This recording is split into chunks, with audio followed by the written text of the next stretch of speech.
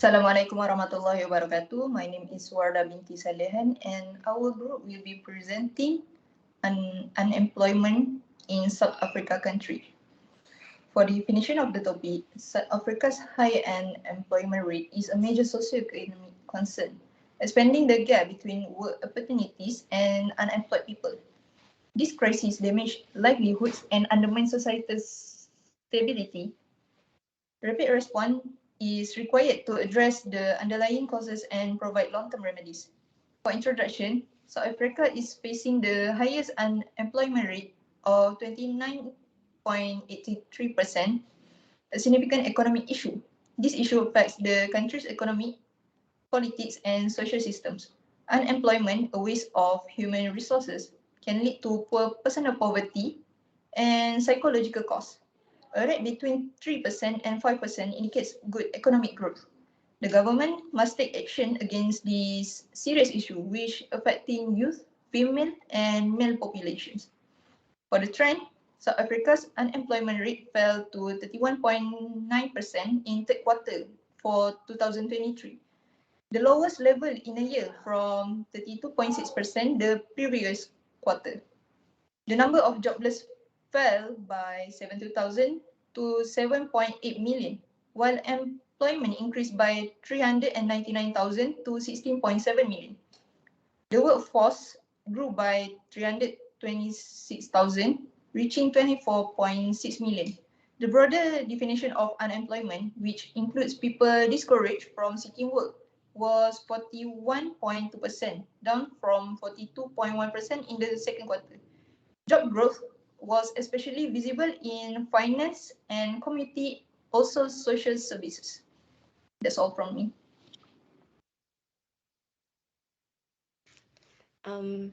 Hi, madam and everyone. My name is Siti Nursha Shashafir Mazaha. So I am gonna proceed with the related issues. So there are two related issues as you guys can see. The first one is South Africa's unemployment drops again after a year of job gains. So according to statistics of South Africa, the employment rate fell for the fourth quarter in a row from October to December 2022. It is decreasing further from a record high set during the COVID-19 pandemic. So the rate declined to 32.7% in the last 3 months of 2022 from 32.9% in the previous quarter. And the organization stated that the amount of jobs that the market continues to recapture has been consistent even before COVID. But the agency didn't consider increased employment a sustainable trend due to the possibility of unanticipated occurrences such as floods, and also rolling blackouts. And the country's employment to population ratio is similar to that of war-torn Afghanistan. So the second issue is South Africa's economy loses momentum amid record power cuts. So between January and March, the South African economy grew by 0.4%, but this growth is anticipated to slow significantly owing to power outages, unpredictable commodity prices, and also a tough external environment. And the real GDP growth is expected to drop considerably from the last year, with unemployment remaining at 32.9%. So to address the energy problem and structural unemployment, more changes are required, such as minimizing energy restrictions, lowering barriers to private sector investment, and also combating crime and corruption, and stabilizing the country's debt and lowering inflation expectations are both critical. That's all from me. Thank you. Assalamualaikum. My name is Siti Nur Aisyah binti Razali. I am presenting about impact on issue. For issue 1, the first effect is poor nutrition. This is due to the population with a high rate of poor health as a result of lack of food could affect the economic development of a country. This may lead to decreased productivity and decrease in level for force participation and increase the dependency on social safety nets. Secondly is food insecurity. This happens when lack of access to affordable, nutritious food and food insecurity are linked to increased risk of developing a number of chronic illness, including diabetes, obesity, heart disease, mental health issue, and other chronic disease. Next, reduce access to healthcare. A person's physical health can be significantly impacted by unemployment as well. Due to the extreme stress that comes with unemployment, conditions including headache, high blood pressure, diabetes, heart disease, back pain, and insomnia may arise. Lastly, decline in living standard. Living standard can be defined as the quality of housing, material comfort, and wealth experienced by an individual or group. Because a job provides wages, being unemployed reduces the individual potential income by taking away those wages. When someone is unemployed and has no other source of income, they frequently rely on their saving or loan to cover necessities like food and life expenditure. For second issue, the first effect is economic output. The entire of product and service generated in a country is economic output. A significant factor in determining gross domestic product is output. Demand-induced recession are defined by both lower price and lower output, whereas standard recession are characterized by lower price and lower output. Second impact on this issue is employment.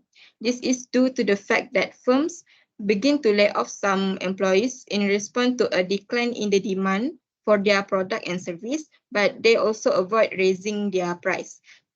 During recession, unemployment increase and inflation will decrease. Next, consumer spending will drop. Consumer spending is a critical driver of economic growth.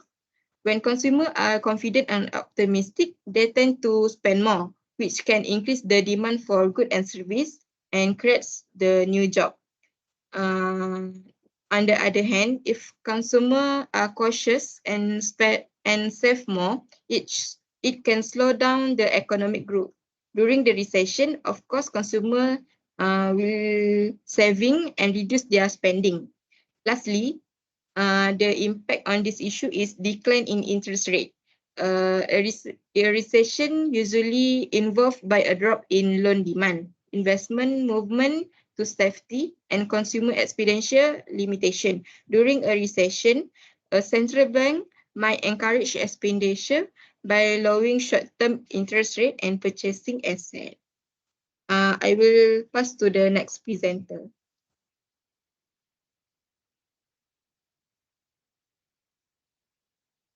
Okay, thank you, Aisha. Assalamualaikum warahmatullahi wabarakatuh. My name is Nur Farahani and I'll be explaining for the parts of solutions and conclusions. We shall start with the solution for the first issue.